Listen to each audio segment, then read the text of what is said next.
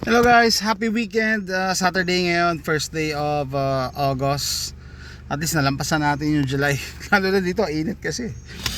Siguro lalamig na. Anyway, meron ako naisip na i-share sa inyo, no? Ano ang aking take sa Remdesivir.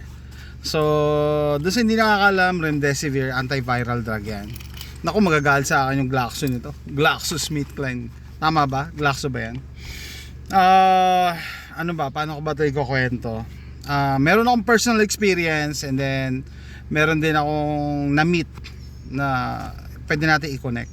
So a long time ago, may nagbakasyon dito, kapatid ba nung kakilala namin, and then nagyaya sila na magpunta sa gun range. So tinulungan ko sila. Ako nag-provide ng barrel, pinahiram ko sila ng barrel, tinuruan ko pa sila, libre yon. Basta sabi ko, basta bayaran nyo lang yung gun range saka yung bala. So yun, na-meet ko, no. And after a few years, nung dumating na nga yung bid ko, sige, sabi ng isang viewer ko, sir, mag-code ka pa rin kasi delikado. Oh yeah, tama. Depende kung sino nakaupo, baka mamaya sa future mag-iba yung ihip ng hangin, O sige, yon. So dumating na nga yung panahon ng bid ko. Nakita ko yung post niya sa Facebook na nasa ospital siya, tapos dami nakakabit sa kanya, tapos nagpantal-pantal yung kamay niya, yung braso nagpantal-pantal. Tapos ang post niya doon, yung mga nagsasabi diyan na na flu lang ang bid ko. Asan na kayo? Tignan niyo nangyari sa akin. Hindi daw flu 'yan. Napailing lang ako kasi alam ko hindi siya sa medical profession, pero hindi pa pumasok sa isip niya na side effect ng gamot na binigay sa kanya yon, kaya siya nagpantal-pantal. Okay, so brief background. Graduate ako ng nursing a long time ago, and then nagturo din ako ng nursing. Nagturo din ako ng pharmacology. The reason I'm saying this, kasi iba yung graduate ka, iba yung nagturo ka. Pag nagturo ka, required ka talagang mag-aral. Magtuturo ka na wala kang alam. Nag-masteral din ako. So dun sa pagtuturo ko ng pharmacology, dun ko mas naging in-depth yung aking knowledge dyan sa pharmacology. Isa na dyan is lahat ng gamot may side effects. Lahat yan, across the board. Imposibleng wala. Kasi foreign body yan sa katawan, may side effect yan. So isa dyan yung mga matatapang na antibiotics, antiviral drugs. Diba bago kayo bigyan ng antibiotic, tatanungin ka, meron po ba kayong allergy sa antibiotics? May allergy po ba kayo sa amoxicillin? Mga ganyan.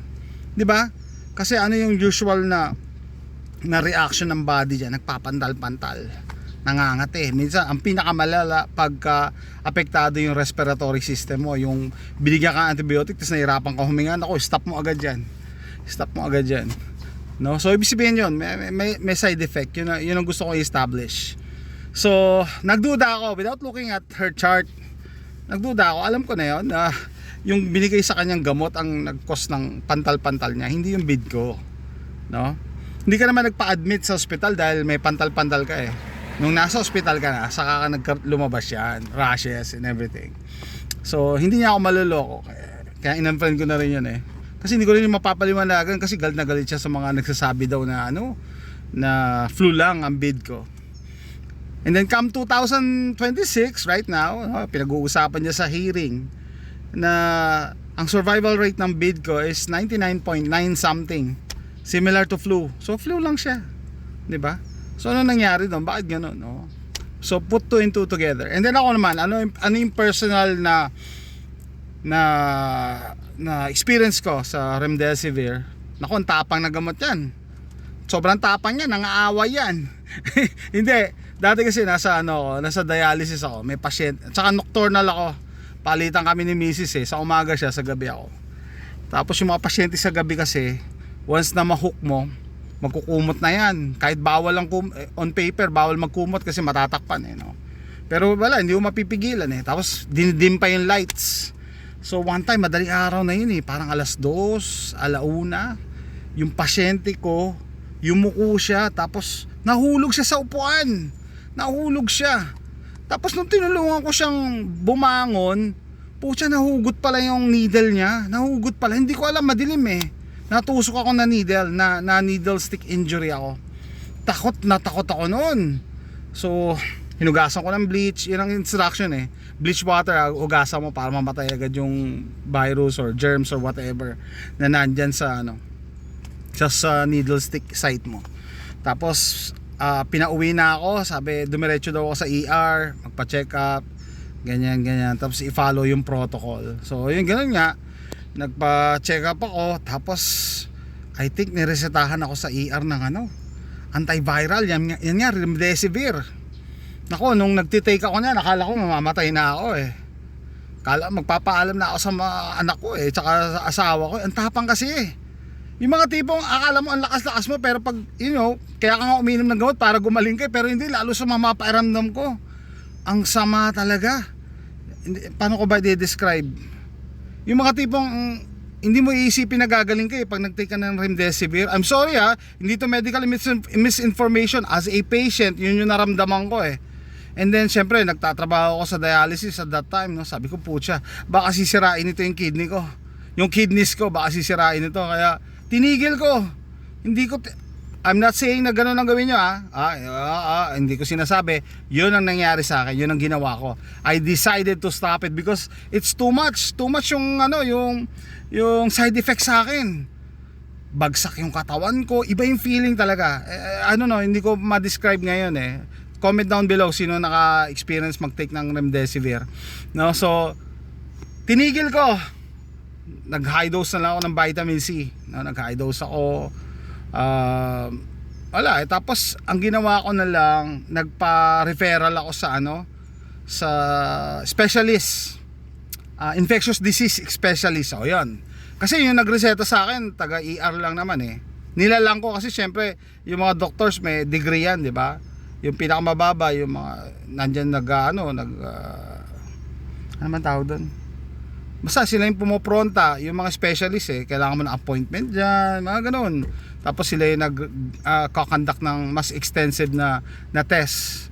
So yun nga tinigil ko yung remdesivir dahil hindi ko talaga kaya eh. Tapos natakot ako na baka masira yung kidneys ko eh, or ibang organs ko, dahil sobrang tapang ng gamot na yan, nangaaway. So nung nagpunta na ako sa specialist, ganito nangyari. Ganito sinabi sa akin. Sabi, wala yan. Sabi sa akin, wala yan. Kasi yung puncture daw sa akin, mababaw lang, skin. Hindi naman talaga bumaon. Ganon. Tapos sabi niya, what did you do afterwards? Sabi ko, nilublub ko agad sa bleach water eh. Ganyan. Wala yan. Marami na daw siya nakitang cases na it will take more than that kind of puncture para ma-infect ka. Ay, naku, nakahinga ako na maluwag. And it turned out, I made the right decision. Bakit? Siyempre, a few years, nagpapacheck ako. Hindi naman ako nagpa-positive sa mga ibang sakit. Hindi ako nag-positive.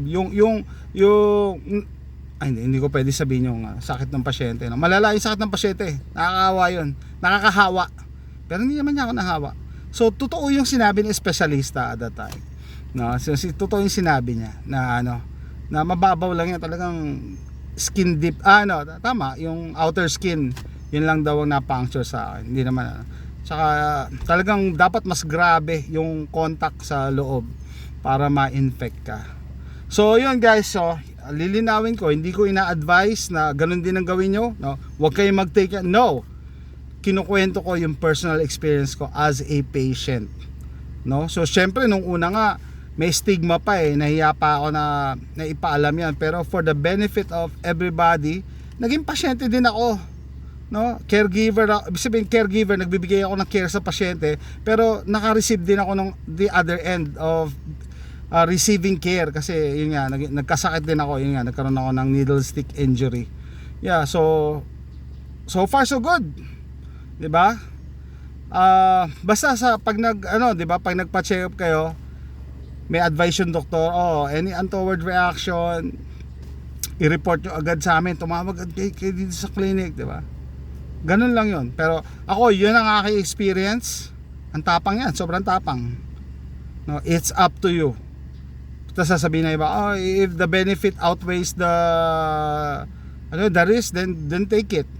That's true, totoo naman. No, pero at that time, I don't know, kaya sabi ko nga minsan ano ba, divine intervention. Kahit pa paano may nag-guide sa atin. Anyway, so that's it. Thanks for watching. Bye.